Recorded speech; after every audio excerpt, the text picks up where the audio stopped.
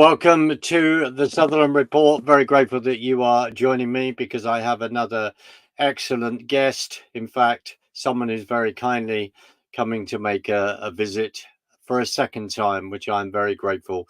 So let's get straight into it and discuss his latest article in quite an interesting magazine. Peter Baum, how are you, sir? Thank you for joining me. Thank you, Mark. Pleasure to be here a second time. Feel very privileged to be asked again. So thank you, sir. No, not at all. And I'm not just saying this for hyperbole. Peter, you'll be welcome anytime you wish to join me. So I'm very, very grateful.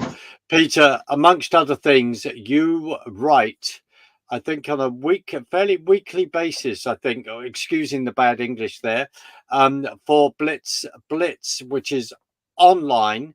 I would just wonder if you could explain what Blitz is before we get into your last article, which I think is very, very important. Yeah, certainly. Blitz is a printed publication and an online publication out of Bangladesh. Right. The owner, editor, is a very brave man by the name of Shoaib Chowdhury, who spent 7 years in a hellhole of a Bangladeshi prison just simply for wanting to normalize relationships between the nation state of Bangladesh and the Jewish state of Israel. For that, he spent 7 years in prison. With the current administration, he was released, and to this day still promotes through the publication Blitz a pro-Israel ideology. The printed paper, Blitz, has a circulation of about 40,000.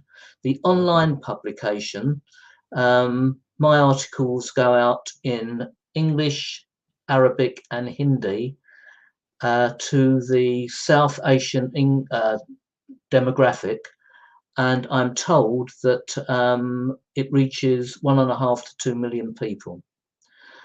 I'm also told that he can charge more on advertising space for my articles than any of his other contributors. I write fortnightly if I can, and I think, Mark, I'm the only person.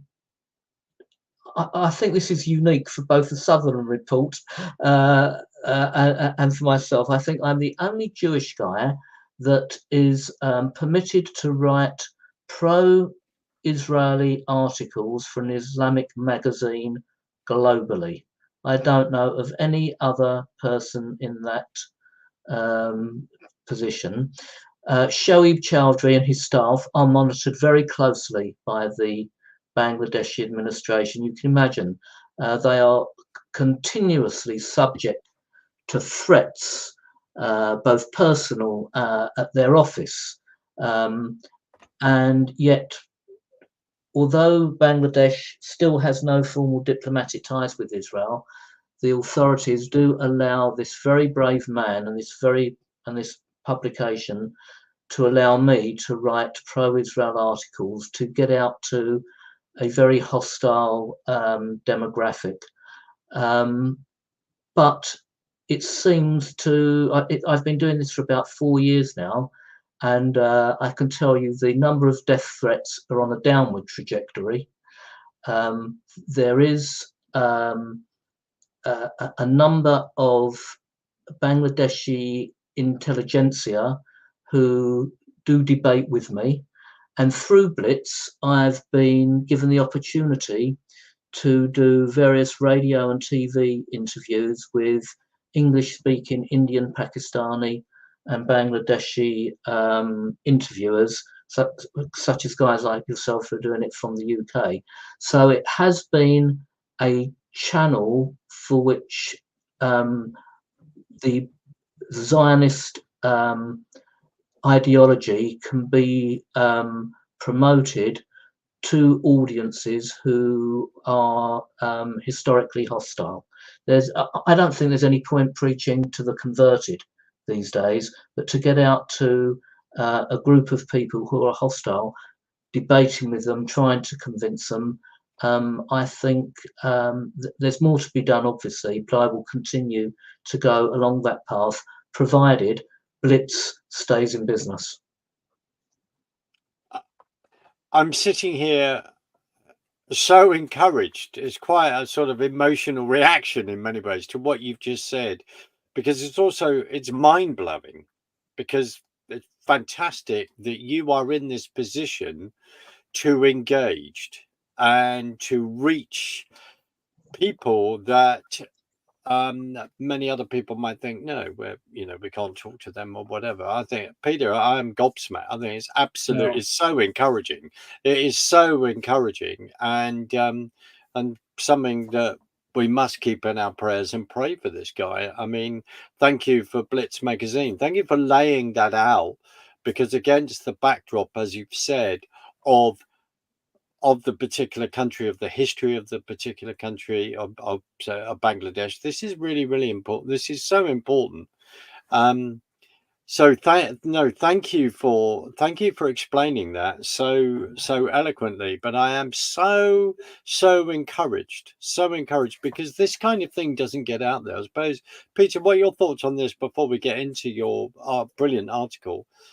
It's like people make so many accusations against Israel that they don't realize that there are 2 million Arab Israeli citizens living within Israel with all the rights of an Israeli citizen.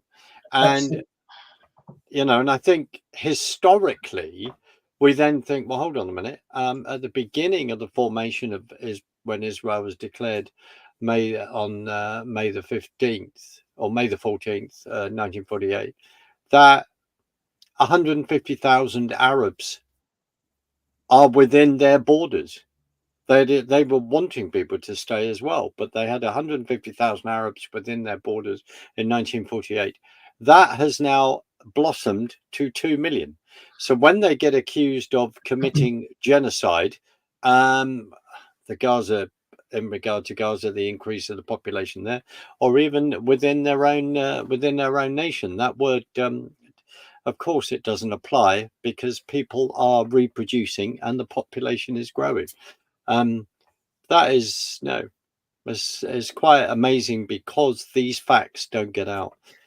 Mark, Peter, sorry, Mark, I was going to say that's absolutely true. We've got to the stage now in the media narrative where myth has turned into facts, where a false narrative has been promoted millions of times daily and getting out to an ignorant and willing audience. But the truth is all there, it's all documented, and I continue to promote the truth and challenge the false narrative, and I've got the documentary evidence on my side. Now, unfortunately, if you go back to the thoughts and understanding of the Nazi propaganda minister Goebbels, he knew that if you tell lies often enough to a biased, willing, and intellectually retarded audience, that audience will believe in the mythology, even though the evidence is there. We see it all the time, Mark. We see it in mainstream media, whether it's Question Time on the BBC or on radio or the World programme on the BBC, on CNN. We see the mythology promoted over and over again, and very rarely, if at all, does the truth come out. You mentioned about the 150,000 Arabs that stayed in the borders of Israel, and we know that the Arab propaganda machine has been very successful in promoting what they call the Nakba. They call it ethnic cleansing of 700,000 Israelis from Palestine into Arab countries. Now, let's put that away to one side, and we can debate whether it's true or not. But what you never hear about, Mark, is the 850,000 Jewish people who simultaneously had all their assets stolen, their property, their valuables, and were ethnically cleansed from Arab countries. Yes. One never hears that side of the No. story. So No. anyway, that's where we are, and I thank the powers that be that Blitz, the staff there, the editor, are brave enough to allow me to promote the narrative that we're going to be talking about.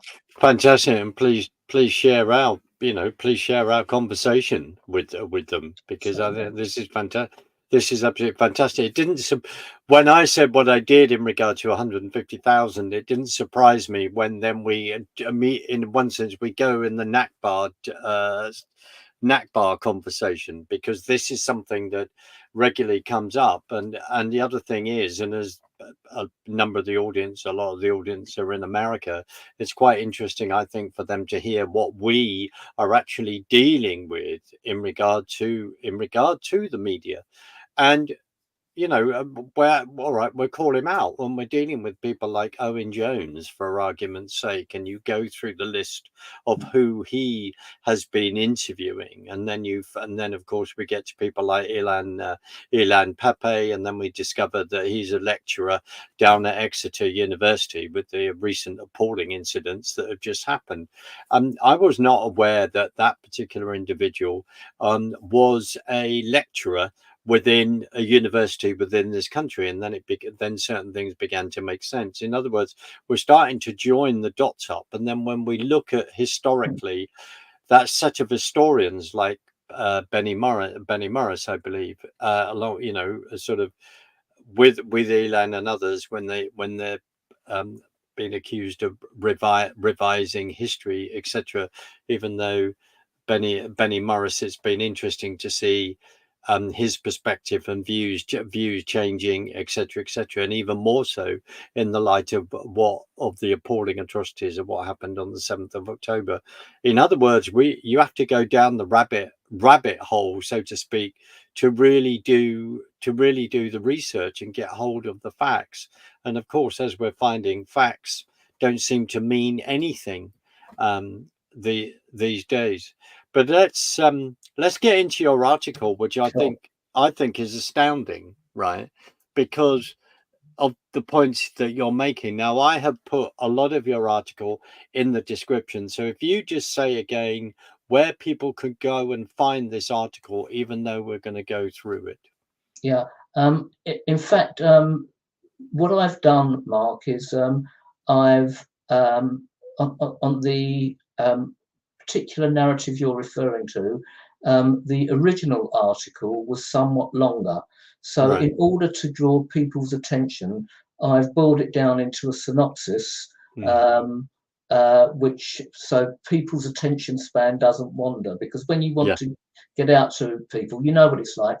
If you write an article pages and pages long, people's attention span wanders. So I did a hard-hitting synopsis, but the original article can be found if your viewers go onto Google, look up Weekly Blitz, Peter Baum, for example, just type in the Koran, then they will see or Jerusalem, they will see the various articles I've written on this particular subject. No, brilliant. So you've just said it. So your article is Jerusalem is irrelevant to, and you've named a people group, to Palestinians. Jerusalem is never mentioned in the Quran. It is mentioned 669 times in the Old Testament. And if one considers the use of the word Zion, which sometimes mean, Jerusalem, meaning Jerusalem or land of Israel, then add another 154 to the 669 mentions. So just think. Let's sit back and think about that opening paragraph. So we know from all the narrative and the stories and the film clips we see that the world at large believes that Jerusalem is absolutely fundamental to the Palestinian cause and the claims. So when you take the evidence as to why, when, and how, and then you think, well, look, the vast majority of Palestinians are Islamic, follow the Muslim religion, And yet in the Quran, not once is Jerusalem mentioned, not once. Then you expand that a little bit further, and as you probably know, Mark, in Judaism, in all our prayers, in all our rituals, whether of celebration or of mourning, 3 times a day, every Jewish person who is religious or semi-religious mentions Jerusalem in all their daily prayers.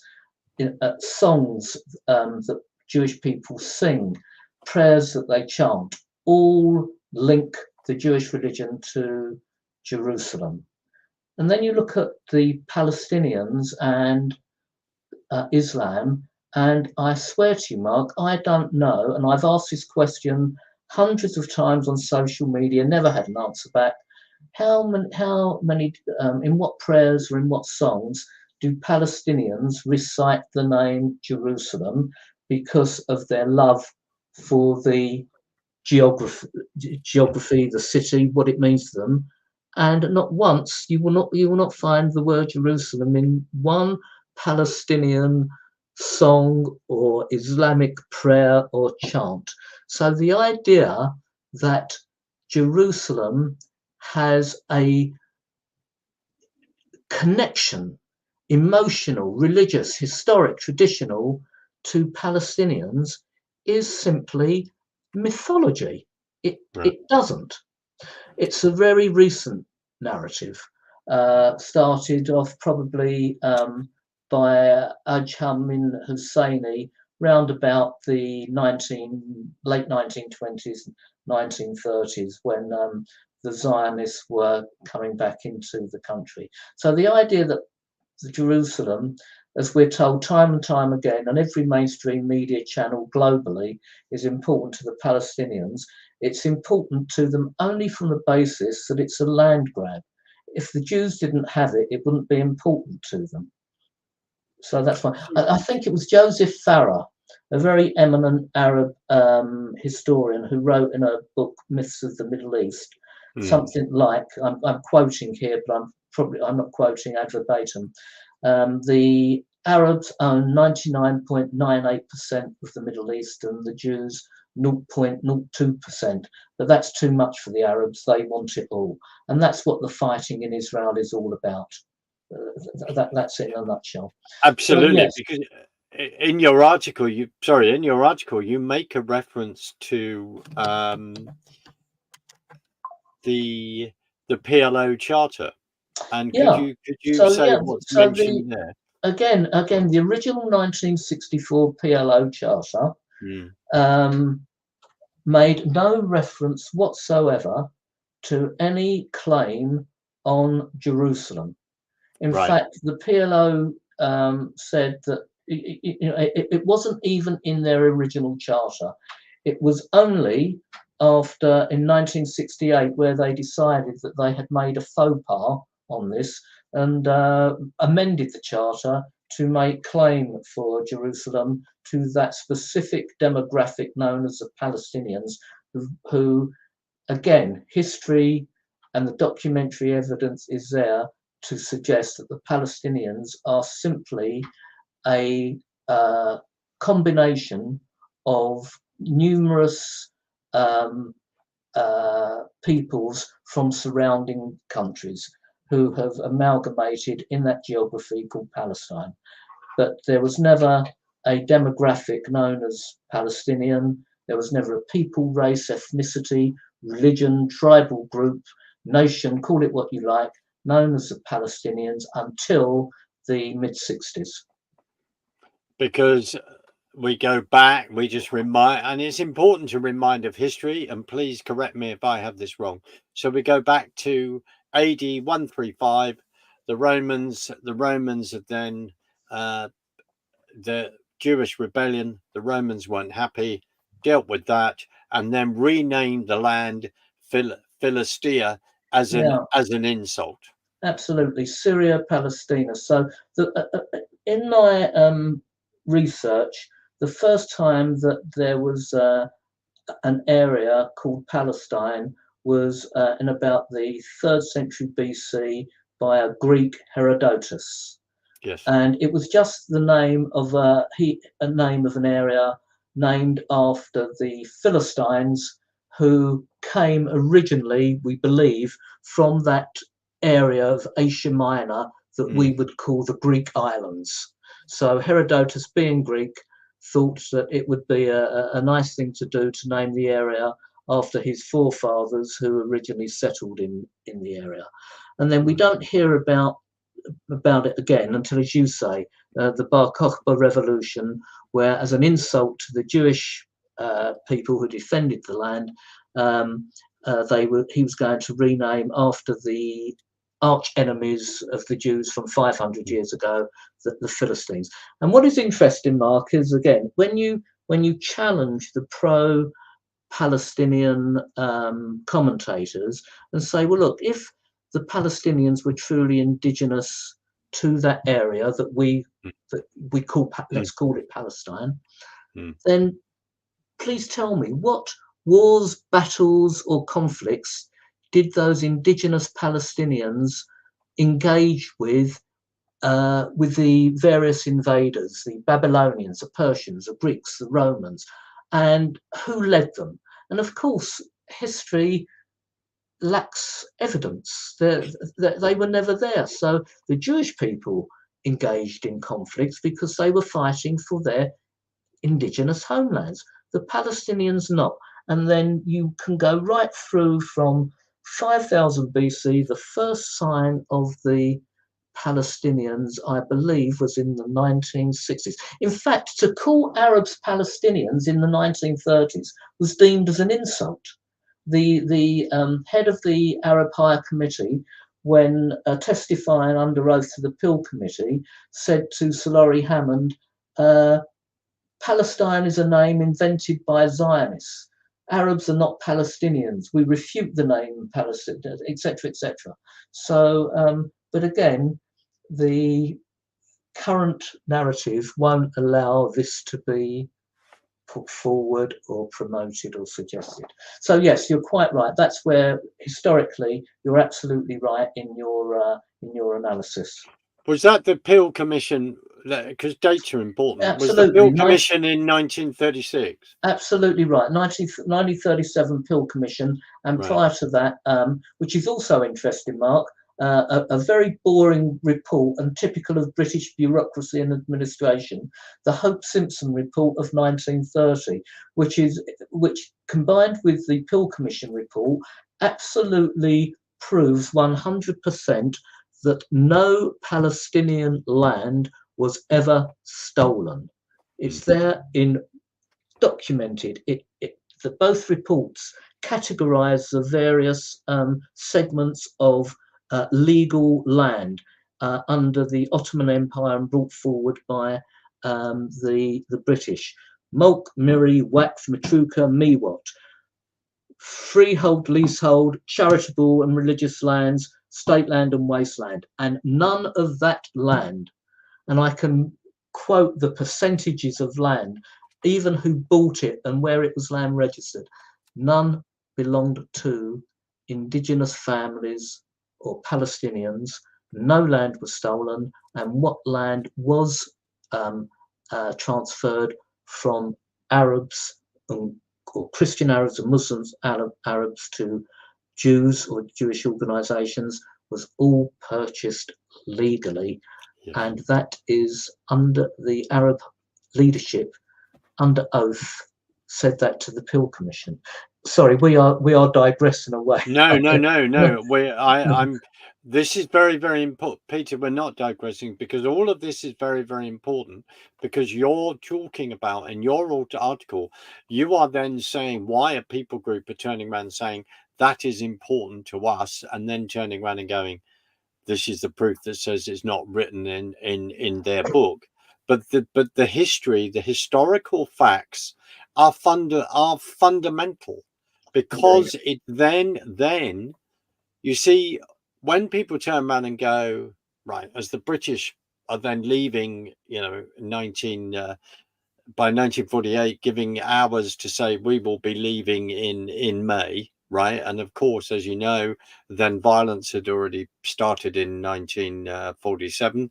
I think going back, there had actually been a pogrom within that area against the Jews in 1929, Yeah, I there were think. several, Mark. In Right. Hebron, in Jaffa, and Safed, there had been several. Yes, indeed. Yeah. No, but this is important, and that's why your knowledge, and it's wonderful to have this conversation, and your knowledge is so important because, and you've said it, and it isn't easy now because people don't want to deal with facts because it's all about emotions. And then when we turn around and say, well, how would you like it if someone said to you that, that your land is irrelevant, where you live, you shouldn't be here, and we need to then turf you off. How would you feel about that? Because you've named it. You've said the historic homeland. This is what it is, and you've made a very important point, which is no land is stolen because Arabs were actually, correct me if I'm wrong, selling land to the Jews that were returning. Oh, Mark, the number of Arab families who were making hay, the El Tinan family, the Sarsuk family, the El Right. Salam family, mainly Lebanese, Egyptian, and Syrian families, were all granted land under the Ottomans because they were the ruling Arab Mm, dynasties.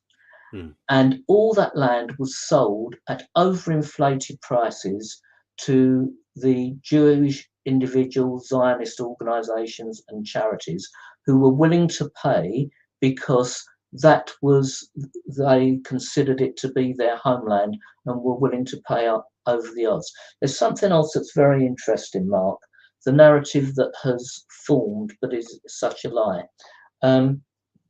The 80% of the geography of pre-1948 Israel, called Palestine, was in the land category Mewat and Matruka. What are those categories mean? Basically, state land and wasteland. So, swamp, desert, forest, highways and byways, ponds, etc., etc. Land, 80% of the land was not owned by any individuals, organizations, or families, but it was actually the land of the state. So when Palestinians say we had our land stolen, this was land that was owned and controlled by the Ottoman Empire. And after the Ottoman loss, after 1917, when the British were trusted with the mandate, became British land, British territory. It was not owned by any Palestinians. So then we had what we call freehold land, mulk. Now, that only accounted for about 3% of the total land area, because freehold under the Ottoman legal land system was not something that was very common, as freehold land is today. Now, all that freehold land was sold by Lebanese, Syrian, and Egyptian families to Zionists, all of it. And that is under the Arab High Committee testified on oath, I'll repeat it again, to Sir Laurie Hammond, who questioned them numerous times, what land has been stolen, and they said no land has been stolen, it's all been purchased. Then we've got another category of land called Waqf, and this is interesting. This is land that is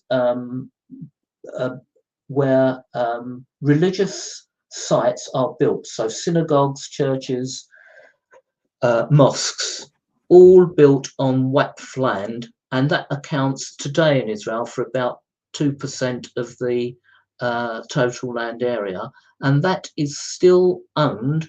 And in fact, it's increased because 400 mosques have been built in Israel since 1948. So that particular category of land has increased and is owned as it ever was by the religious organization or charity. It's sacred ground, in fact. So we're left, Mark, with 16% of the total land area in pre-1948 Israel called Miri, which is leasehold land.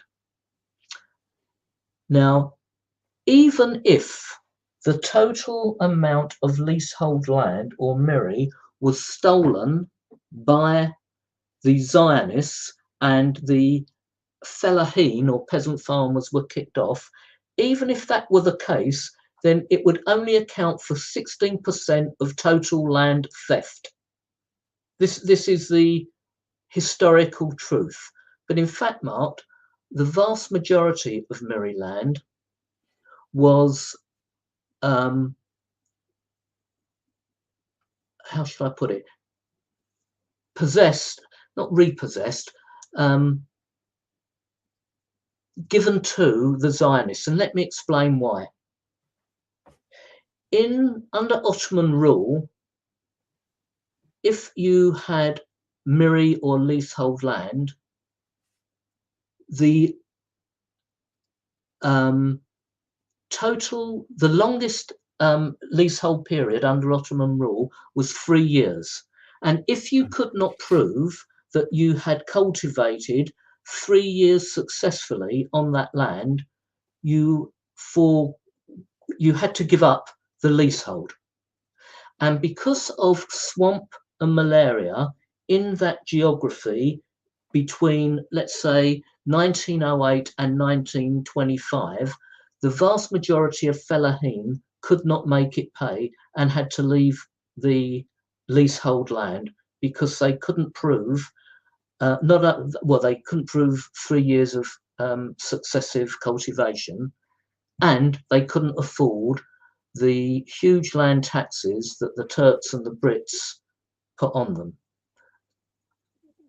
The Zionists from Europe came with increased knowledge of agricultural production, and they took over the leases. But not only that, they insisted that the leases were expanded from 3 years to 50 years, which both the Turks previously and the Brits agreed to.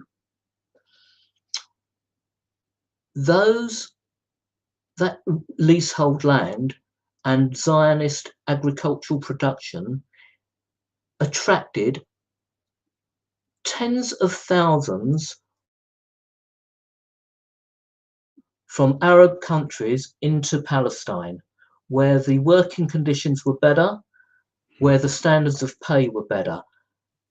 The vast amount of Arab presence into Palestine was not as a result of Palestinian natural birth rates from an indigenous population, but from Arab immigrants coming into the country. There's a newspaper clipping, 1936, from the governor of Haran province in Syria, who was complaining that 40,000 Syrians had left for Palestine to go and plough the fields, which gave him a problem in Syria because he didn't have the labour to do it. So John Finn, the British ambassador to Palestine around the 1890 to 1910 area, wrote in his diaries of the thousands of Beni Sakra Arabs that had come in, very rarely seen, from west of the Jordan into Palestine because of the economic benefits of labour. Churchill wrote about it in his diaries. Colonel Mennatsgagen, another British diplomat, wrote about it. The vast majority of Palestinians that we know today were not descendants from an indigenous population, but third and fourth generation descendants from Arab immigrants that came into the area because of the economic benefits brought about by Zionism. Now, all that, Mark, is documented in no end of journals, publications, diaries, and yet it doesn't, I don't think it's ever been discussed in mainstream media. Not to my, I haven't seen or heard of this on any BBC or CNN or Al Jazeera program documenting about the area. So, but that's the truth of it. That is the absolute truth. Well, I feel so privileged to have this conversation because I mean, I love history, but I'm in awe again of the historical facts that you are putting forward. Some of it I'm aware of, but really, really, really putting massive amount of skin layers on the bones, on the foundations, and I'm very, very grateful for that. And you're absolutely right. No one in mainstream media is discussing any of this. So this is, I think this is our challenge. I feel very challenged in that, and have to ask you to say, right, these are the references we've got to go to, because the international legality, of course, is discussed by the people like the wonderful Natasha Herskov or Oh, Herskov. she's Now, incredible. she is amazing. So Natasha discusses that along with maybe one or two others, but she is really a front and center on that and goes through it and defines it, the legality of independence, the land, the build up.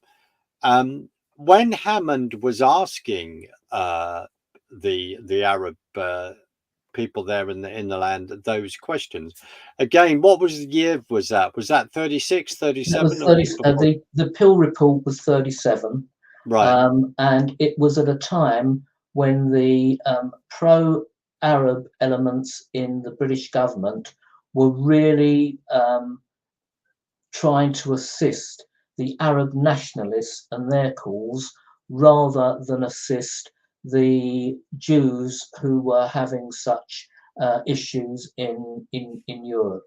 In fact, for a time, I think after 1937, there was a complete ban on further land sales by Arabs to Jews.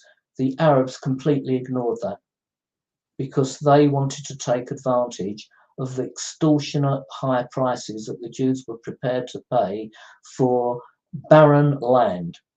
But the Zionists knew, with the agricultural production methods and knowledge that they would bringing forward, bringing into Palestine from Europe, they could actually make a go of it, which they did. You know, we've seen that. So yes, but it was the Arab nationalists who were toying with the idea of German Nazism with the assistance of not pro-Nazi Brits, but pro-Arab nationalist Brits, that from 1937 tried to ban any further land sales to Jews, and also tried to stop further immigration, Jewish immigration from Europe.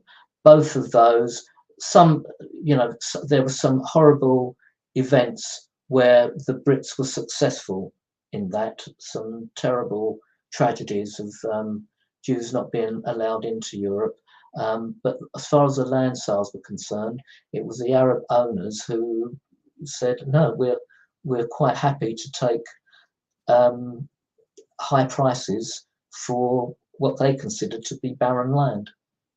Does this go back to the whole thing of Lawrence of Arabia and us? You know, Lawrence then getting Arabs to then help to fight Ottomans and all of this, and then promising land, promising their own state, and then everything blows up. What Yeah, are your I'd thoughts like on to that? think that was the case, but my understanding is somewhat different. The Brits knew that economically, oil Yes. and oil production was going to serve their interests better than saving a few Jews from Nazi Germany. So it really was based on, in Lawrence's day, it was an emotional love for all things Arab. Yeah. But in the 30s, it was really a realization that the Arabs had the oil and Britain's economic interest was best served by assisting them rather than a few Jews who, a shame for them, but our interests are with the economy. Because that is then a future throwback jumping forward now. That is in regard that then that mindset is embedded within the European Union, Sure. and this whole thing of working with Arab states, the Pact of Arab. We want Batayor, as you're more than aware of, has written about this, the book Eurabia and other work, which is phenomenal. I'm a total expert on all this. The reference to oil, the reference to economics, the reference to creating the federal states of Europe to copy America without a constitution, which is another subject in itself. But people have that then for us as Brits right now, and without giving any game away geographically, that is what we are seeing coming over our channel over Dover, and no one seems to be able to do anything about these boats, or maybe that's because we've signed the Global Migration Compact under Theresa May 2018-ish. Right. No one is discussing that in the mainstream media. No. I'm more than prepared to discuss that, and so are you. The other thing, it's not stopping that. And we have been warned. We were warned by Gaddafi. I'm not defending him, but I'm just saying he's made that statement in regard, if we go around bombing his country and destroying it, he just said, you get rid of me. Then as a strong man, and that is a cultural thing that's important. That is what's respected within the Middle East. Correct. We don't understand that within the West. Please hear me. I'm not sitting here as some expert. I am frantically trying to catch up with history, trying to understand what is going on, and the reason being is because sadly we're dealing with ignorance, and that is why it's such a privilege to talk to you. Because would you then say, we are going to get back to your article even in the last 10 minutes, would you then say, because it's this whole thing of victim oppressor, isn't it, which is what we are looking at, how does the French and Algeria and the civil war then, and then them leaving in 1962, and I'm not sure how long that went on for in regard to putting that down, whether it was 7 years, I can't remember, and then literally overnight then leaving. How has that affected the Arab mindset in regard to pushing what they're the cool colonialists out? Well, actually, we're seeing it today. I mean, I don't know, but I follow events in the Sahel region of Africa quite closely. And only this month, Niger, who were for years and years and years French influenced, let's say, decided to kick out the French and have got the Russians in. We'll be seeing that in Burkina Faso shortly as well, I'm sure. We're seeing all these Islamist North African nations going from one colonial master to another. Now, obviously, as far as the West were concerned, we'd much prefer the French to be in there than the Russians. But the Russians are making great hay in that part of the world. The unfortunate thing is, for the indigenous non-Muslim population of Africa, and we're seeing it every day of the week, not in the mainstream media, but Islamists killing Christians in Africa, kidnapping children, beheading priests. It's happening in Mauritania, in Niger, in Burkina Faso, in Somalia, going south into Nigeria, Democratic Congolese Republic. Really, all over Africa, we are seeing an Islamist expansion now encouraged by Russia. And there is a Holocaust going on in Africa. It's happening to non-Muslim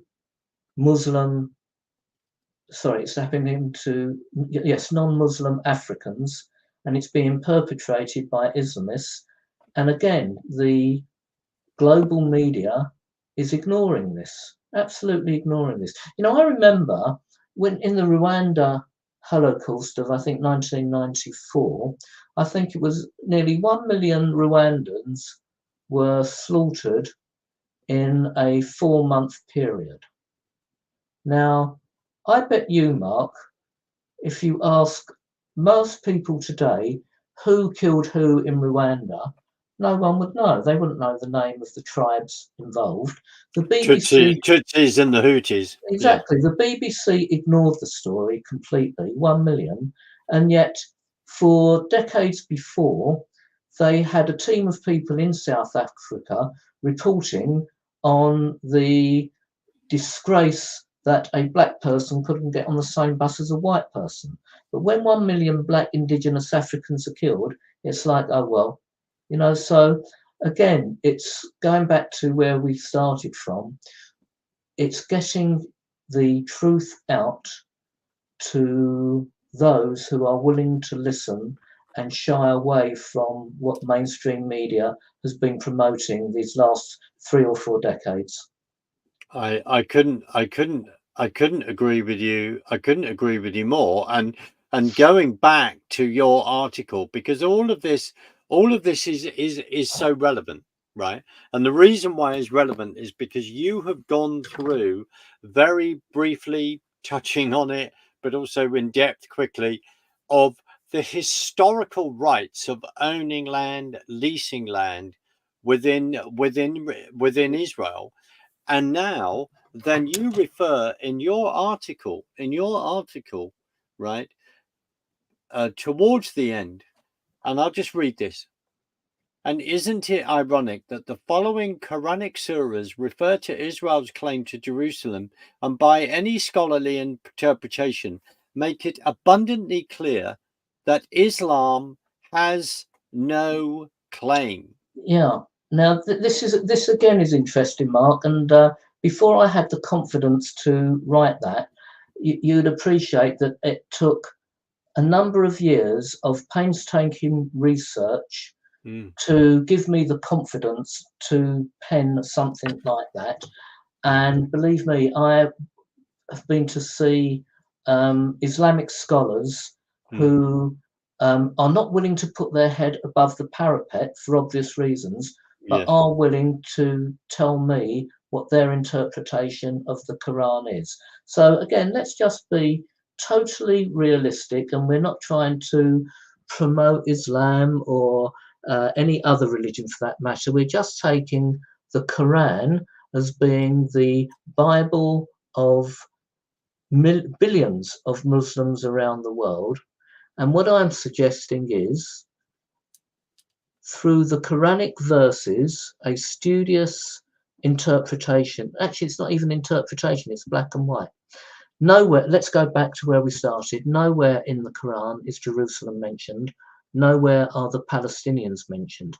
But in numerous surahs within the Quran, there is a fundamental documented evidence that the land of milk and honey, it belongs to God's chosen people, the Israelites, not and Jerusalem is theirs, not to the Palestinians, not to anyone else, but to the Jewish people. It's there. And I would suggest that supporting Palestinian claims and their calls is actually mocking the Quran and defying Allah and the Prophet Muhammad, and is it's the ultimate in Islamophobia, if you like. And many of the scholars that I speak to from their religious belief in Islam say to me, Peter, look what's happening in the world of Islam. Look what's happening in Sudan, in Libya, in Yemen, in Iraq. Is this not proof alone that by mocking the Quranic verses that Allah is wreaking his wrath on the world of Islam? Now, when you look at it from that perspective and you stand back a bit and respecting someone from the Muslim world who believes in that, sure, and it's there. And yet again, Mark, I have never ever seen this narrative ever debated or discussed on mainstream media, and yet, Mark, it's there in black and white. I've quoted each and every surah where it's a Zionist surah. I've listed them actually alphabetically, identifying the ones that stand out. But there are at least 15 surahs within the Quran that clearly state that the geography that we're talking about, whether you call it Israel, Palestine, the land of milk and honey, whatever you call it, is bequeathed, bestowed, and promised to the Jewish people, the children of Israel, the chosen race. Again, however, there's something else, Mark, that's really interesting. And again, I learned this from debates and discussions with people who study the Quran. It is very true. It is very true that in numerous surahs within the Quran, the Jews are defiled. They are the lowest of the low and are not worthy of anything other than, let's say, being treated in a hostile manner. Now, this is also interesting, Mark, and I'll tell you why. And I think many of your, I think all of your viewers will be surprised in this. I couldn't connect the positive verses within the Quran to the Jewish people with the negative ones, and yet it's quite easy to understand. And if I may, Mark, give me a couple of minutes to explain. Yeah, go for it, please. In the Lord Jesus Christ is known as King of the Jews. Again, louder. Jews. Thank Jews. you. You have never heard, I have never heard of Jesus Christ being known as King of the children of Israel, or King of the Hebrews, or King of the Israelites, or King. He was known as King of the Jews. Please bear this in mind with my connection to the hostility aimed at Jews in the Quran. The term Jews in the days of the birth of Christ, following the birth of Christ, in literature, the term Jews, the collective term Jews, was aimed at those Jews who were followers of Christ. They were, I've heard it called in the day that they were the militants of the day, if you like, and they were called Jews. The collective term for the Jewish people was either Hebrews, the children of Israel, the chosen people, the sons and daughters of Abraham. Jews, as a collective, only referred to the followers of Christ.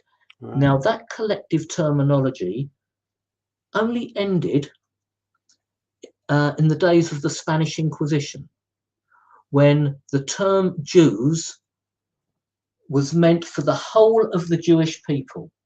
Up until then, and indeed when the various surahs in the Quran was written, the term Jews was only aimed at the militants, the ones who defied the original biblical teachings. Are we talking Spanish Inquisition, what, 15, 14, about 14, the 15th century, indeed. Yeah. So it was only then that the term Jews became a collective for the Jewish people. Wow. Up until then, it was only, the term Jews was only targeted at a specific minority who were the troublemakers, the militants. And the Quran brought that forward, and that's why within the Quran they are so hostile to the term Jews, but so positive to the sons and daughters of Abraham, the children of Israel, the chosen race. So that's the logic. So when people now say, oh, but the Quran is very hostile to Jews, actually it wasn't. It was only hostile to that certain demographic, the ones that Christ was King of the Jews. Exactly. And let's just remind everyone, Jesus is Jewish. So and that's it. I'm going to round this up in a minute, but Peter, this has been incredible. But the other point I want to bring out in your article, which is when it talks about here, you talk about even when the Jordanian occupation between 1948 and 1967, not one Arab head of state visited Jerusalem. That is fascinating to me, which is if it was that important. Now, we've only got 3 minutes, so I'm just going to, you say what you want to say and wrap up. But Peter, okay, Mark, again, if Jerusalem was so important to the world of Islam, then surely when the Jordanians had control after the 1948 war, and they did so for nearly 20 years, one would have thought that there would have been a number of Arab leaders who, after centuries of not being in control of Jerusalem, now had it. Not one visited. In fact, the Jordanians tried to make Jerusalem insignificant and wanted all the administrative and religious capitals in Amman. They actually set up offices in Amman. The main mosque was in Amman, and the importance of Jerusalem was downplayed. So it goes back to my original point that Jerusalem is only important to the Arab Muslim world when they are not in control of it. But to suggest that they have a traditional, historical, emotional connection is utter rubbish. Or when Queen Rania wishes to appear on CNN and sit in front of a load of boxes that are going out saying this is relief for Gaza, and then doing whatever she can to bash Israel, etc., etc. It's so, Peter, this may sound like a bit of a naive statement in some ways, but it's so layered. It's so nuanced in so many ways that we have such a responsibility to get the history, get the facts out there. I'll throw this out, having been in there. In the Foreign Office, there's a bust of Anthony Eden, which is a show in itself, who, when you talk about the Arabic, pro-Arabic push within the Foreign Office, and we have to remember that when people like Anthony Eden met Stalin, they were totally and utterly enamored with him. So it's this whole thing that was going on politically within that. Which is another story which is fascinating. Peter, I can't thank you enough for joining me. Please just quickly just say where they can find you at Blitz, and then I'll play us out. So on the best way to find me is either on Twitter or Facebook, but all my articles are on Blitz, and just Google Weekly Blitz Peter Baum, and you will see a whole range of my articles come up on various matters linked to the Israel-Palestinian issue. Brilliant. Stay with me on the other side because I want to say official goodbye, but I'll say an official digital goodbye now. I'm just going to play us out. But Peter, I cannot thank you enough. And I think I urge everyone, don't accept what we're saying, but go and do the research and come back and let's have a discussion if you don't agree. But I think you will find that it's facts after facts after facts that people do not want to face and deal with. Please, thank you for joining us today. Thank you for following me. Subscribe to the channel, press a like. Sorry if you can't make comments yet. I'm trying to get my head around that one. But thank you very much indeed. Peter, love it. I'll play us out. Thank you.